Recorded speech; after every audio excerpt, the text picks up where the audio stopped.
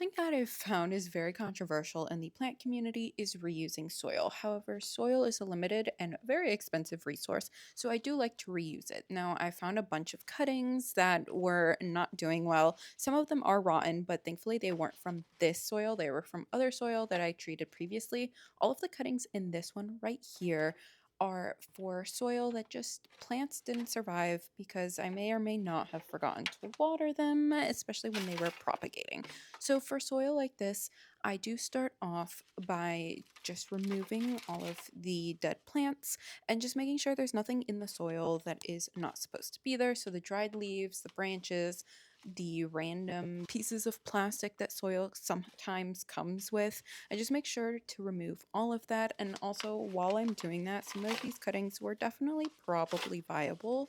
So I went ahead and grabbed those and put them to the side to see if maybe I could rescue them. Now, if you're wondering why this soil is very white and powdery and what that powder is on all of these cups, I believe at the time I had an infestation of some sort of pest. So I was just treating everything with diatomaceous earth, which is why the dirt doesn't look completely normal. There's also different varying levels of moisture here, which is totally fine because they're all going to be treated with hydrogen peroxide. I want to re-emphasize that this tray right here is not rotten. There's no root rot, no cuttings that were rotten. Yes, you saw those few that I just stacked on top, but nothing that you had like the fungal rot, which needs to be treated a little bit differently. This is just soil that I'm just reusing from previous plants that I know is not going to harm the future plants. Regardless, I do treat all of them pretty much the same, and sometimes I will go the extra step of treating non-fungal root rot dirt the same way as the fungal root rot dirt, just in case, because it's really good to just keep disinfecting it as long as you're reusing it. And you can also notice that the soil is lacking toppings. And at the time, I was using orchid bark, which just disintegrates so quickly, or at least the kind that I was using did. So with that, you'll see that eventually I start to add in more toppings. I add in more perlite and more coconut chunks, which is what I opt for now that I know that the orchid bark dissolves quickly. Now that I've cleared out the soil, it is time to treat it. I am going to use hydrogen peroxide. Again, I want to emphasize this is soil that did not have any root rot or fungal rot or anything like that. This is just the plants didn't survive because of a lack of care on the owner's part. Now, I go in very heavy with the hydrogen peroxide. So heavy that not only do I finish that first bottle, but I go in with a second one. And I just douse it. I want to make sure all of it is coated. You're going to start to hear all of the fizziness. You're going to see the bubbles. It's going to be working and doing its thing. I just like to make sure everything is coated. So I'll go in with like a cup's worth for this amount of dirt. And then I'll go in with my handy dandy chopstick and just stir everything up to make sure all of it is coated. Because you can see right now it was just surface level. And this is me trying to show off the fizzy noises. It sounds like it's frying in a pan, but you can tell it is doing its thing. So now I am just going to make sure it's fully stirred.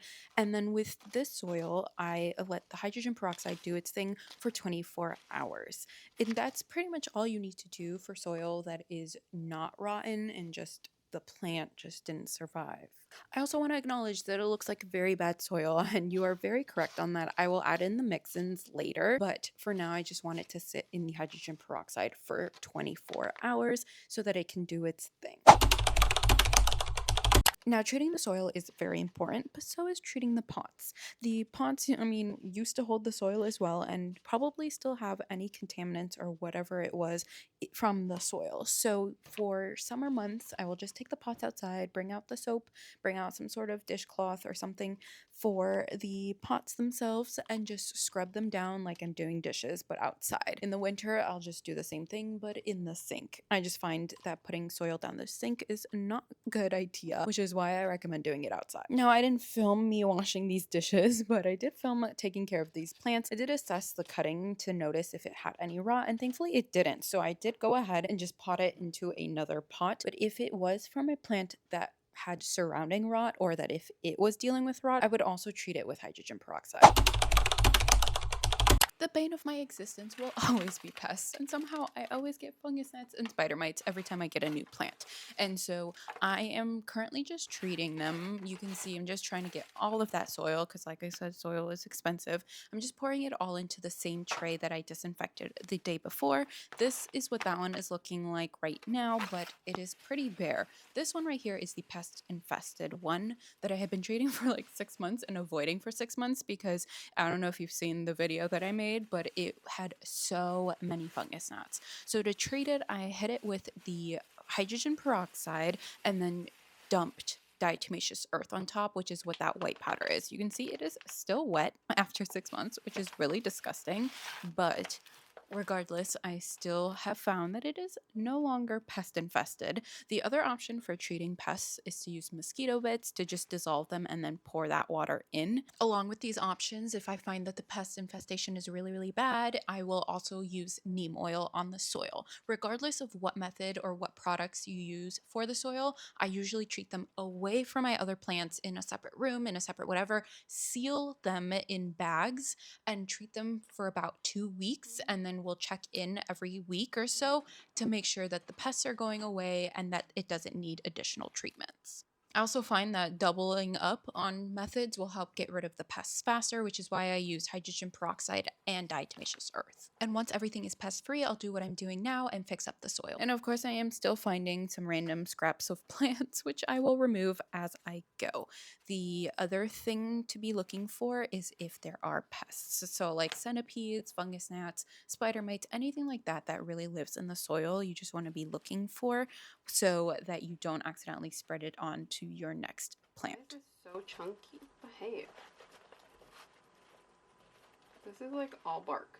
And after assessing it and finding that the soils both didn't have pests, didn't have any problems or anything like that, I was like, let's grab the coconut chunks as well as the perlite. And then I've also got vermiculite on hand. So I'm just going to toss it in as well. I'm trying to get rid of it. I haven't really found much magical benefits from it besides what perlite and the coconut chunks do. Now, to add in mix-ins, I had to pour it into the second tray because there was no way I was not going to make a mess. I mean, I still did end up making a mess, but not as bad of one had I not split it and divided everything out. Now, I am mixing the soils, which I usually don't do. However, both of them were treated and both of them look good, so I am just going to mix them for this time around. However, if you're dealing with any types of soil, whether or not some of them are pest infested or root rotten or whatever, I would treat them separately and keep everything separate.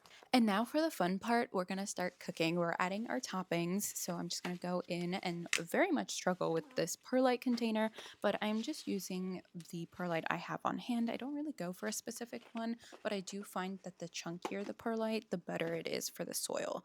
The other thing is the vermiculite. It's supposed to help with aeration and drainage. I saw a video where someone put it in their soil mix and I bought it, and from now on I have been putting it in, but I will not be repurchasing. But let me know if you add it and if you find any benefits from it. I then went in with the orange, which is the coconut chunks. I find that it brings so much color to the soil, which I love. But next I am just going to keep mixing until everything is combined, and as I'm mixing, I'm going to assess whether I put too much, too little, or anything like that, and I will adjust as I go. Now for this soil, I'm just doing a very general amount of it just so that it is an all-purpose potting soil for my plants, but I do go in and add more for specific types of plants that I find need chunkier soil. And once everything looked good, the soil was pretty much ready to go. I do like to be a little more cautious and let it sit out for a little bit longer just in case the pests do revive or anything like that. The other optional thing you can do is to cook it like I do for rotten soil, which is the next segment. Rotting soil is very difficult to deal with, so I have a rule of thumb. If the complete plant was rotten and there is definite signs of root rot, I usually just chuck it in the backyard into the garden, but if not, it is salvageable. So for this pot right here, it used to hold a string of pearls plant that I got from Home Depot that was just in bad soil, and so the owner who I'd gifted it to kind of overwatered it without realizing it just sat in straight up peat moss. What the? To be honest, I had just found that out too, which is why I What was just in cursed this it. soil? This is such bad soil. Yeah, it's really no wonder why this plant rotted. Oh my god, this was the string of pearl soil? You're telling me they put it in straight up peat moss? But like I said, it's up to the individual plant and the owner as to whether or not you want to reuse the soil. You just have to make sure to thoroughly cook it. Okay, well, it is in dire need of toppings. For some reason, I decided to add the toppings in before I disinfected it, but hey, whatever, it worked. I just realized I call them toppings and not soil additives, but I kind of like it, so we're gonna go with it. But I've got my coconut chunk and my perlite, and this soil didn't have like anything in it, so I was gonna go in heavy with the perlite. Oop, wear a mask, people. Not for COVID, for perlite. Perlite is very dusty. Yeah, it's probably gonna need all of that.